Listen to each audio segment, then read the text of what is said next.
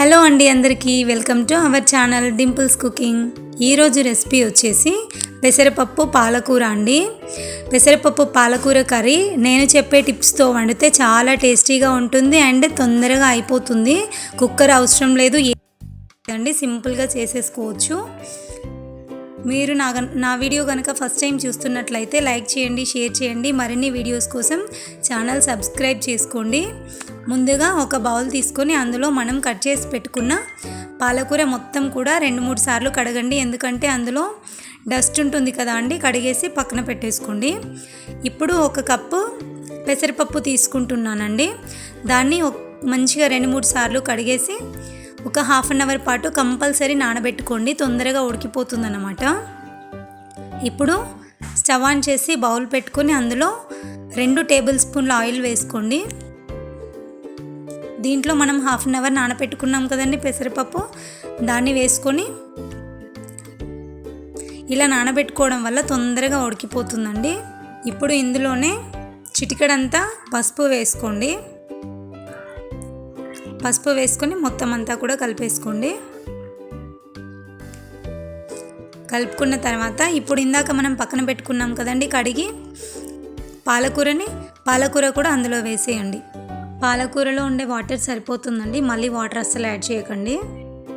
వేసేసి ఒక 10 నిమిషాల పాటు మీడియం ఫ్లేమ్లో పెట్టుకొని ఉడికించుకోండి.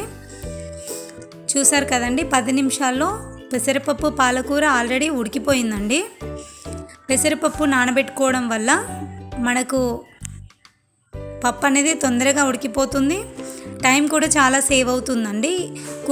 కుక్కర్లో కూడా వేయాల్సిన అవసరం లేదు. ఇప్పుడు దీంట్లోకి కొద్దిగా మనకి రుచికి సరిపడంత సాల్ట్ వేసుకొని కలుపుకోండి. సాల్ట్ చూసి వేసుకోండి, అడ్జస్టెడ్గా ఉంటేనే టేస్ట్ అనేది చాలా బాగుంటుంది. మరీ పల్చగా కాకుండా కొంచెం ఈ విధంగా ఉంటే అన్నంలోకి బాగుంటుందండి. ఇప్పుడు దీంట్లోకి నేను 1 స్పూన్ కారం వేస్తున్నానండి. పాలకూర పప్పు మరీ స్పైసీగా ఉన్నా బాగుండదండి. ఇప్పుడు దీన్ని ఒక 2 నిమిషాల పాటు లో ఫ్లేమ్లో పెట్టి ఉడికించుకోండి. 2 నిమిషాల తర్వాత మూత తీసేసి మొత్తం అంతా కూడా ఒకసారి కలిపేసుకోండి. 10 నిమిషాల్లో మీకు పాలకూర పప్పు కర్రీ రెడీ అయిపోతుందండి.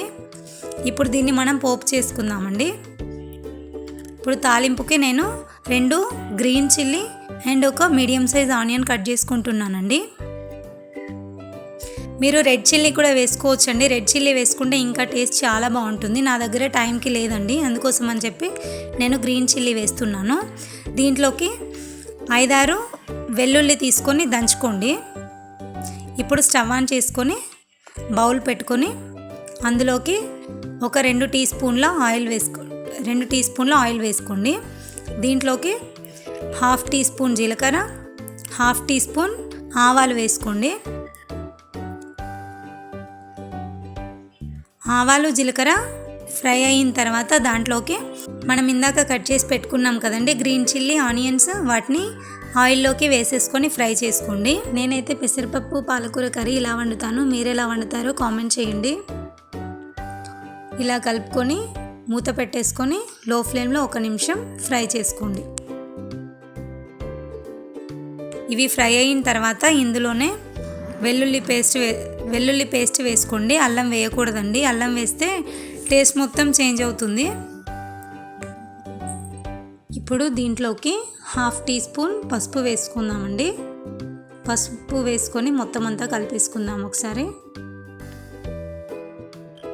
మొత్తం ఇలా కలుపుకున్న తర్వాత అంతా ఫ్రై అయిపోయిన తర్వాత దీంట్లోకి మనం ఉడకబెట్టి పెట్టుకున్న పెసరపప్పు పాలకూర ఉంది కదండి, ఈ తాలింపులోకి వేసేయండి. అంతే అండి, ఈజీగా అయిపోతుంది.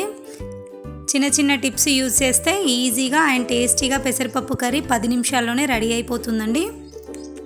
అన్నంలోకి, చపాతీలోకి, దేంట్లోకైనా తినొచ్చండి. మీకు ఈ వీడియో కనుక నచ్చినట్టయితే లైక్ చేయండి. Thank you for watching.